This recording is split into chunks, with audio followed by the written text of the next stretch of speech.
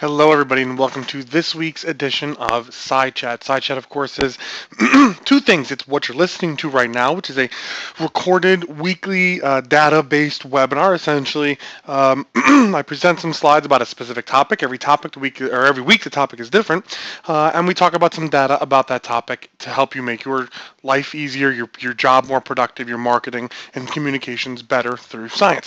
Excuse me. The other half of SciChat, I think, is actually, it's more than just the other half. It's the better part, right? It's the better half. And what that is essentially a Facebook group, not essentially, but actually a Facebook group, more than 1,000 scientifically minded marketers. That is, marketers who are interested in applying the scientific method to how they do marketing and communication and making their lives better, making their jobs more productive, making their marketing more effective. So, like I said, every week we have a different topic, and this topic is one that is near and dear to my heart because oftentimes in marketing and as marketing speakers or marketing thinkers, marketing writers, it can be really easy to focus on the new shiny thing, the sexy stuff in marketing. And a lot of times what that is we call it top of the funnel at HubSpot, right? So if you imagine the marketing and sales funnel as an actual funnel, the top of it is, Twitter, Facebook, Instagram, SEO, blogging, all the kind of fun stuff that you do that turns people from people who've never heard of your brand or product or service into people who have heard of it. Into people who follow you on Twitter, like your page on Facebook, read your blog, even maybe subscribe to your email. And then if you move further down the funnel, we call this sort of middle area the middle of the funnel. Tofu is the top of the funnel, middle of mofu, right? And what that is how do you go from an email address, a Twitter follower, a blog reader, a visitor to your website, to a lead, to somebody who has raised their hand and specifically indicated interest in what you're selling, in your bottom line, right? Because it's not Twitter followers that pay the bills. It's actually customers that pay the bills. So, of course, there is another layer down below that. I do have some research on that. I've talked about it in other places. I'm sure it'll come up as a topic on SciChat in the future. It has in the past. That's called BOFU. That's bottom of the funnel. It's like, okay, once you got leads, then how do you go from leads to actual customers? And so that's a separate discussion. But today what we're going to talk about is MOFU, middle of the funnel, conversions specifically. How do I convert somebody from a visitor to a lead? Right, from a Twitter follower to a visitor and then to a lead, right? And so if you've heard me talk about Twitter, if you've heard me talk about Facebook or some of the visual content social networks, you've heard me talk about how to get more clicks, how to get more traffic, how to get more engagement there. So that's sort of the first part of that conversion pathway, right? That's getting people from these other sites. Or if you've heard me talk about email, you've heard me talk about how to get more clicks. So that's how you get people to the site. So once you've got them on the site, what can you do to turn them into leads, to convert them, to make them take an action? And this, of course, is one of my favorite rap quotes you see on the screen right now. If it don't make dollars, it don't make sense. So whenever the topic of analytics, of ROI, of measuring, of tracking, of scientific marketing comes up, people ask me, okay, what should I, I'm doing all this stuff in social media, or I'm doing all this email stuff, doing all this blogging, and I want to prove to my boss that it works. How do I do that? The answer is very, very, very painfully, obviously simple. Prove to your boss what you're doing is worthwhile by showing them how much money it makes you, your company, your brand. And it's shockingly easy to do in a lot of cases. Usually as easy as tracking tokens on links. Right? So if you're tracking how much traffic one of these activities is bringing to your site, you're measuring the kind of conversions, the kind of leads it's generating, and then what those leads are turning, what rate those leads are turning into actual business, and what the actual dollars and cents ROI is. So if you're measuring anything while you're doing marketing, you're not measuring the very bottom line, that dollars and cents stuff, something's going wrong. So get that in place. But of course, that is a little bit of BOFU, right? That's further down the funnel. We're talking about MOFU today. One of the reasons that I think it's important to focus on that as well, maybe not as important as the bottom line, but close, is that in a business where you're talking about leads, typically you have a very long sales cycle, right? So if I become a lead, it might be at best case a month, 2 months, 3 months, a year maybe, before I actually buy something. As a marketer, we need to be very agile. As inbound marketers, we need to be more agile. We need to be faster at realizing the effectiveness or the ineffectiveness of what we're doing. Meaning, if I do something new on Twitter today or this week or this month, I need to know much faster than my typical sales cycle if it's going to work. And so we can talk about proxy metrics. And one of the best proxy metrics for bottom line stuff is leads, right? So it's a canary in a coal mine. If leads are going to go up, naturally that indicates that business is going to go up. The concurrent increase in business should follow an increase in leads.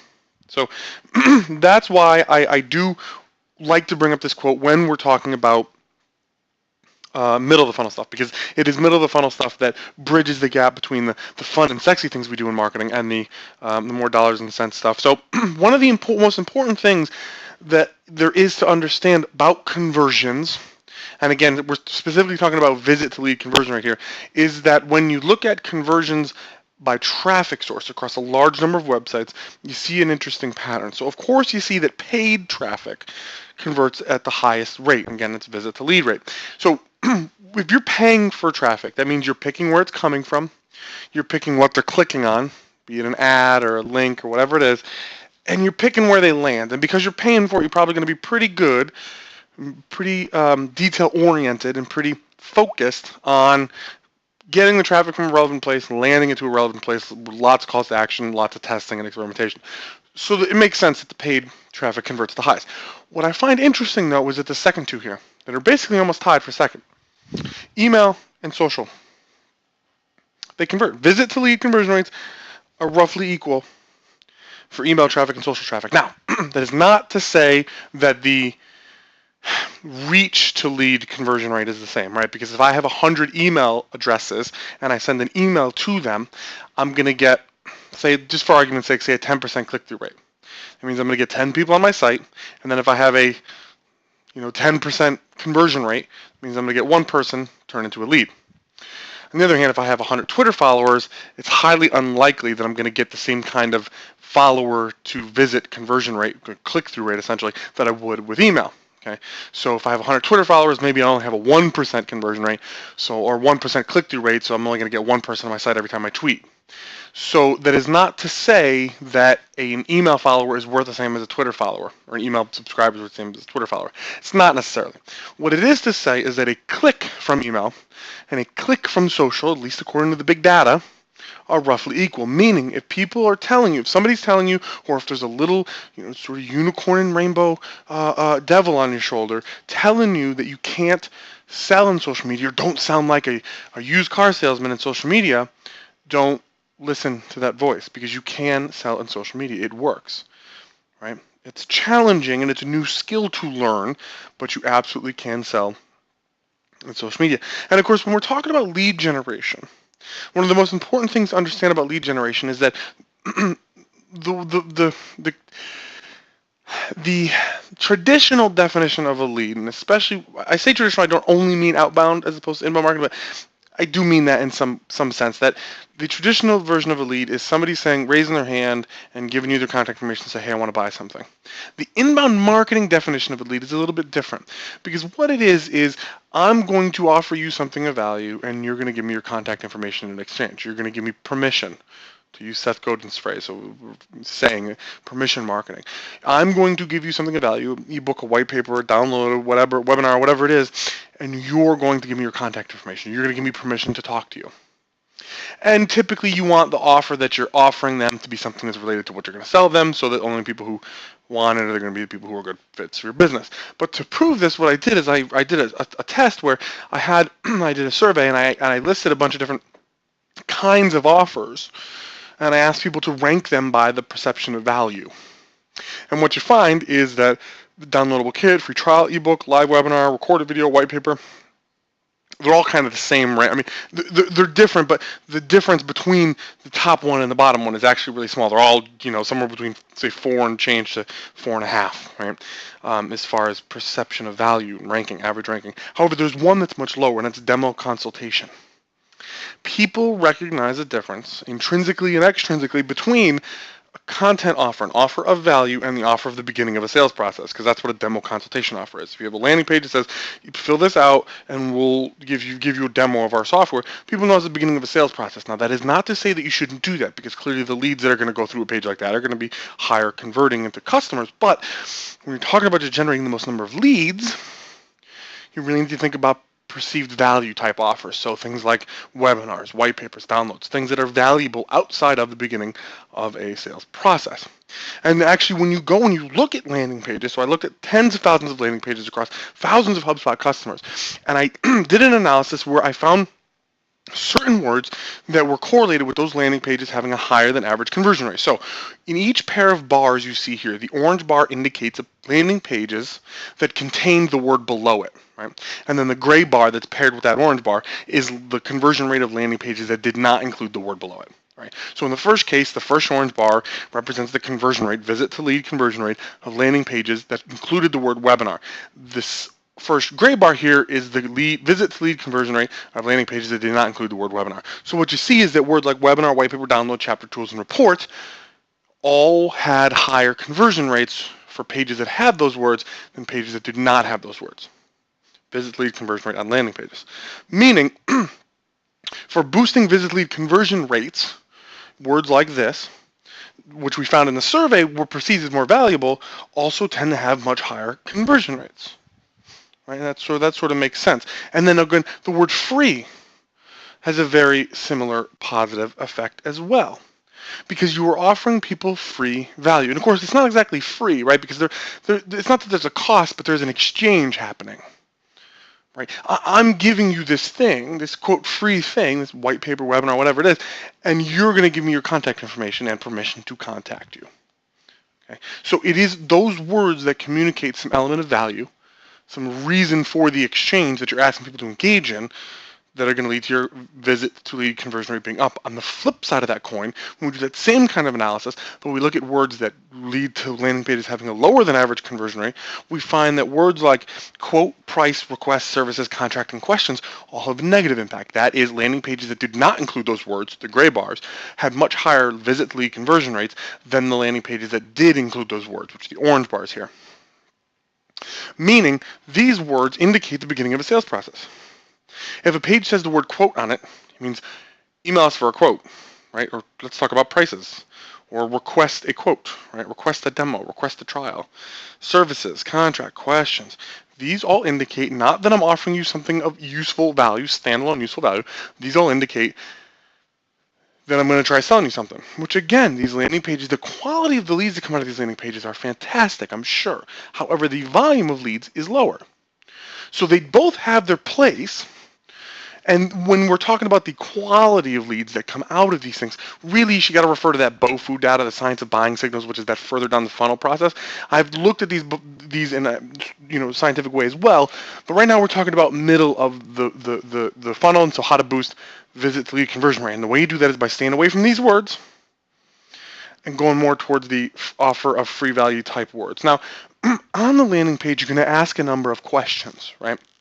Because in order for your salespeople to effectively be able to sell to somebody, they're going to need some information about them. Or in order for them to more effectively sell to somebody, they're going to need more information about them. And so what I did is I looked at a number of types of questions you can ask, bits of information you can ask, like age, for instance, you see in this graph. And what you find is that landing pages that include the word age, an orange bar, tend to have a lower visit lead conversion rate than landing pages that do not ask for an age input, which is the gray bar here. In fact, I've done focus groups. And in focus groups, about lead generation, I didn't really use that phrase, but I said, how do you feel when somebody's asking you for personal information in exchange for something?